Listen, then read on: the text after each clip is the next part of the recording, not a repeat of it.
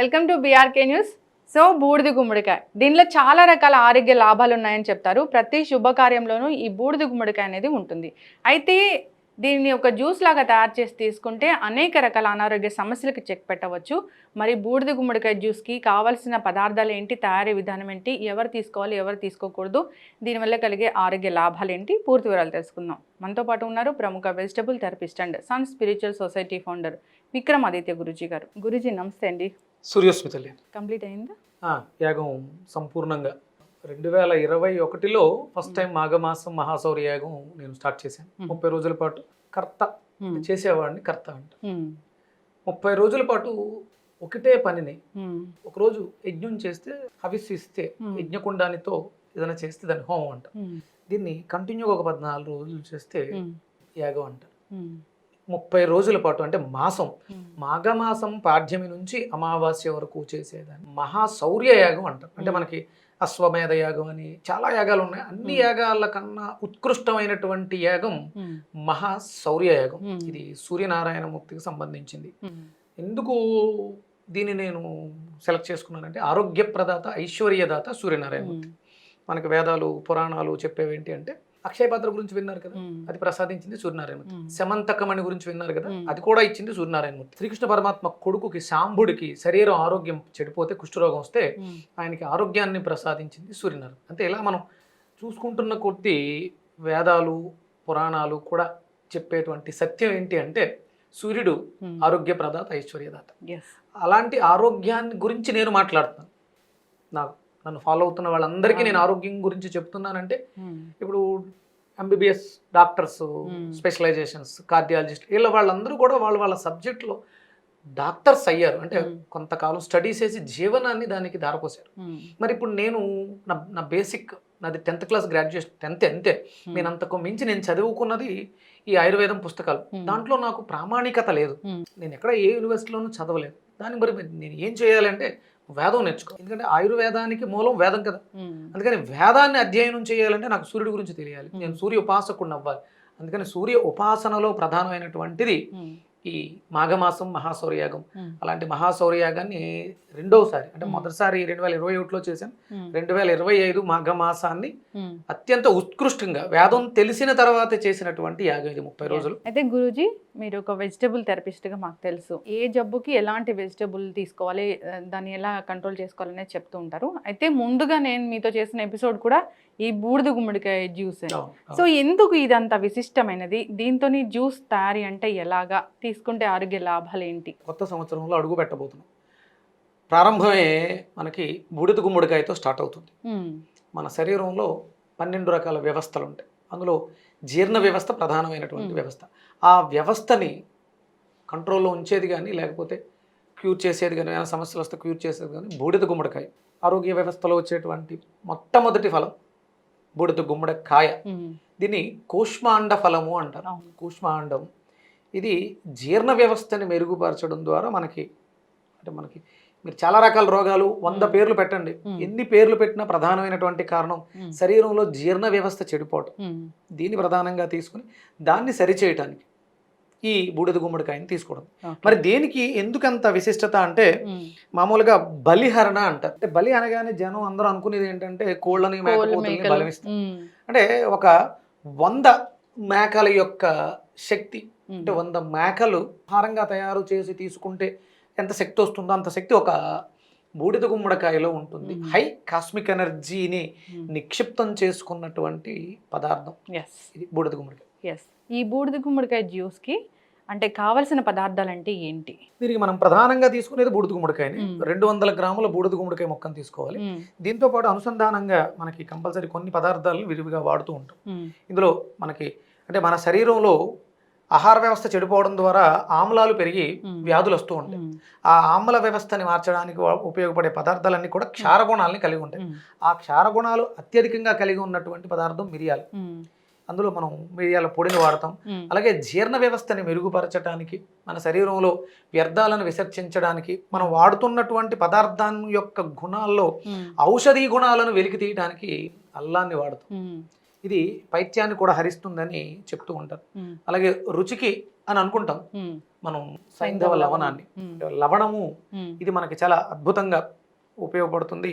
ఈ లవణం మనకి సూర్య కిరణాల ద్వారా తయారవుతూ ఉంటుంది. ఇవన్నీ కూడా అత్యధికంగా సూర్యశక్తిని నిక్షిప్తం చేసుకోవడం ద్వారా మనకి ఆరోగ్యాన్ని ప్రసాదిస్తుంది. బూడిద ఉన్న గుమ్మడికాయనే మనం సెలెక్ట్ చేసుకోవాలి. అంటే బూడిదకి ప్రమాణం ఏంటి అంటే లేతగా ఉన్నప్పుడు దీని మీద ఇది ఆకుపచ్చ రంగులో ఉంటుంది. ఇది ముదిరింది అనే సంకేతం. ఇది మనం వాడుకోవడానికి ఉపయుక్తకరంగా ఉంది అని తెలియడానికి ఈ బూడిద విభూది, అంటే మనం హోమం చేసిన తర్వాత వచ్చేటువంటి భస్మానికి ఎంత శక్తి ఉంటుందో దీని మీద ఉన్నటువంటి ఆ బూడిదకు కూడా అంతే శక్తి ఉంటుంది. కేవలం దాని మీద ఉన్నటువంటి మట్టిని మాత్రమే మనం శుభ్రం చేసుకుని దాన్ని పూర్తిగా సమూలంగా వాడుకోవాలి. అంటే చాలా మంది బూడిద గుమ్మడికాయ వాడుతున్నారు కానీ తొక్కని గింజల్ని తీసి పారేసి కేవలం ఆ మధ్యలో ఉన్నటువంటి కాండాన్ని మాత్రమే వాడతారు. దానివల్ల ఉపయోగం 10% ఉంటుంది. తొక్క గింజలతో సహా వాడుకోవడం ద్వారా 100% మనకి ఉపయోగాలు ఉంటాయి. ఖచ్చితంగా గురువు గారు స్టార్ట్ చేద్దామండి. చాలా మందికి అపోహ, బూడిద గుమ్మడికాయని కొయ్యకూడదు, ఇది అపోహ మాత్రమే. అందుకని అపోహ అన్నాను. ఇది ముదరగానే ఇంకొంచెం టైం పడుతుంది, కొంచెం సెమీగా ఉంది, ఇంకా ముదరాలి, చాలా గట్టిగా ఉండాలి. ఈ గింజలు కూడా ఇంకొంచెం పరిపక్వత చెందాలి. మినిమం 200 గ్రామ్స్ ఉండాలి. ఇది ఒకళ్ళకి ఈజీగా వస్తుందిగా. ఈ బూడిద గుమ్మడికాయ జ్యూస్ ఏ టైంలోనే తీసుకోవచ్చు అంటారా గురూజీ? అంటే మనం తీసుకునే ఆహారంలో 80% క్షార పదార్థాలు ఉండాలి. ఇవన్నీ కూడా క్షార పదార్థాలు ఆమ్లతత్వాన్ని మెరుగుపరచడానికి ఉపయోగపడతాయి. అందుకని మన శరీరం ఎప్పుడు కూడా, అంటే మీకు ఆకలి వేస్తుంది అంటే మీ శరీరంలో ఆమ్లాలు పెరిగాయి అని శరీరం ఇండికేట్ చేస్తుంది. అప్పుడు మనం ఇవ్వాల్సింది క్షారం, అంటే ఈ జ్యూస్ అన్నమాట. ఇలాంటి జ్యూసెస్, కొంచెం అల్లం ముక్క. అల్లం ప్రతి పదార్థానికి వాహకారిగా పనిచేస్తుంది. ఇందులో తనని తాను కాపాడుకోవడానికి అల్లం యొక్క తొక్కలో విపరీతమైనటువంటి పోషకాలు ఉండడం వల్ల కొంచెం ఇరిటేషన్ అవి వస్తూ ఉంటాయి. అందుకని మనం కొంచెం తొక్కని తీసేస్తాం. కంపల్సరీ ఏదో ఒక పదార్థంతో మేళవించాలి. ఉత్తి అల్లమే అన్ని రకాల, అంటే న్యూరలాజికల్ డిజార్డర్స్ పనిచేస్తుంది అనుకోవడం అపోహ. ఇప్పుడు ముదరగా ఉన్నటువంటి మేక మాంసంలో అల్లం ఎక్కువ వేస్తారు, ఎందుకు? త్వరగా ఉడుకుతుంది అని చెప్పేసి. అంటే దాని గుణం, ఇప్పుడు చికెన్లో ఫ్లేవర్ కోసం వేస్తారు. ఒక్కొక్క పదార్థంతో కలిసినప్పుడు దాని గుణాలని అది పెంచుతుంది అనమాట. బూడిద గుమ్మడికాయ ముక్కలు యాడ్ చేస్తున్నాము. కొంచెం అల్లం వేసేయండి. 1 గ్లాస్ ఆఫ్ వాటర్. సమ్మర్ కదా, జనరల్గా బూడిద గుమ్మడికాయ అనేది చాలా వెయిట్ చేస్తుంది అలా చెప్తూ ఉంటారు కదా గురూజీ. బూడిద గుమ్మడికాయ చాలా చలవమ్మ. అంటే అది దాంట్లో ఉన్నది ఉష్ణశక్తి, అగ్గి, కానీ అది చలవ చేసే గుణాన్ని కలిగి ఉంటుంది. ఇప్పుడు మనకి అందరూ కూడా అపోహ ఏంటంటే మిరియాలు వేడి అనుకుంటారు, కానీ మిరియాలు వేడి తత్వాన్ని కలిగి ఉంటాయి, కానీ శరీరంలో ఉన్న వేడిని శాంతింపచేస్తాయి. ఉష్ణ అయిన శీతలం అని చెప్పేసి అని ఆయుర్వేద శాస్త్రం చెప్తూ ఉంటుంది.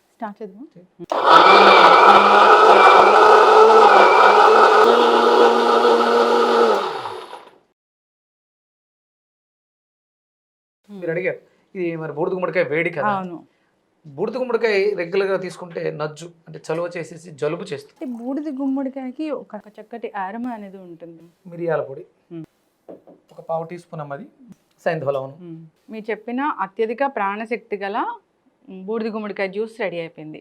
ఒక్కసారి దీన్ని ఏ టైంలో తీసుకోవాలి, ఎవరు తీసుకోకూడదు, దీనివల్ల కలిగే ఆరోగ్య ప్రయోజనాలు?